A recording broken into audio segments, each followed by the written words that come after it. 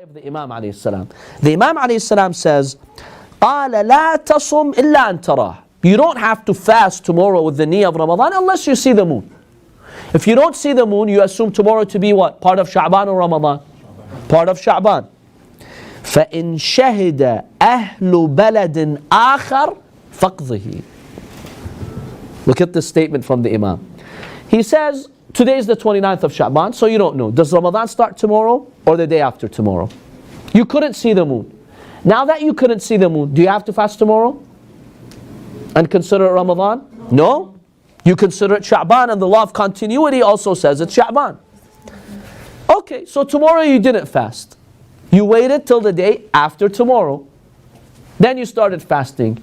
A week later, some guy comes from a neighboring village, which is still in your area, right? Not from another side of the planet. No, from a neighboring village, maybe an hour away, 2 hours away, 3 hours away.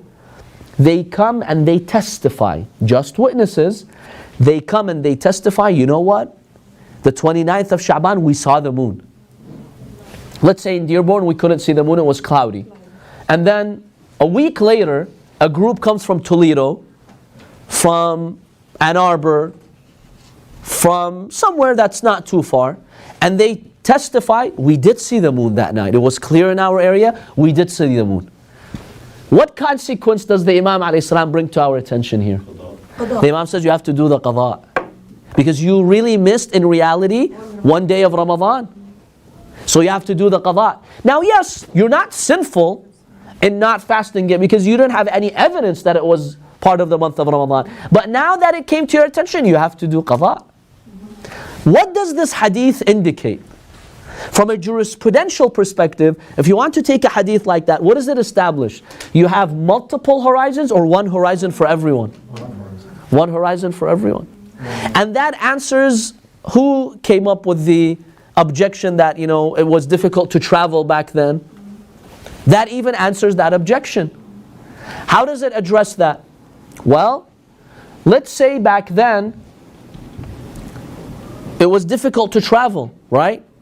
But 2 weeks later, a week later, a traveler can come and tell us about the moon sighting. And the Imam in this hadith says you have to do the qada. There are consequences.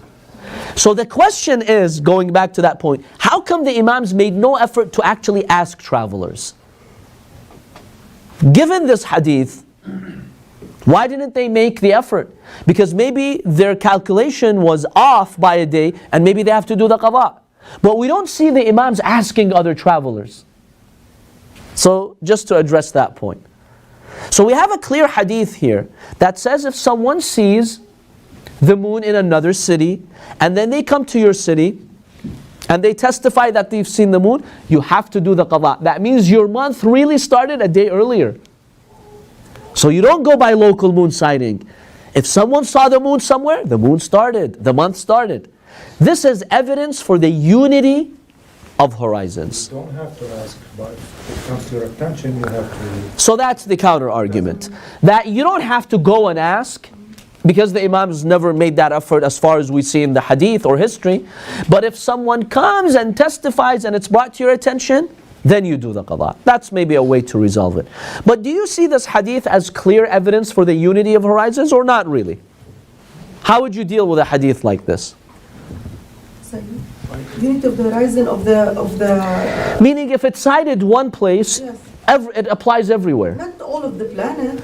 Well, we'll talk about it. Not all of the planet, but at least in areas where that share the same night. The same, yeah. Yeah.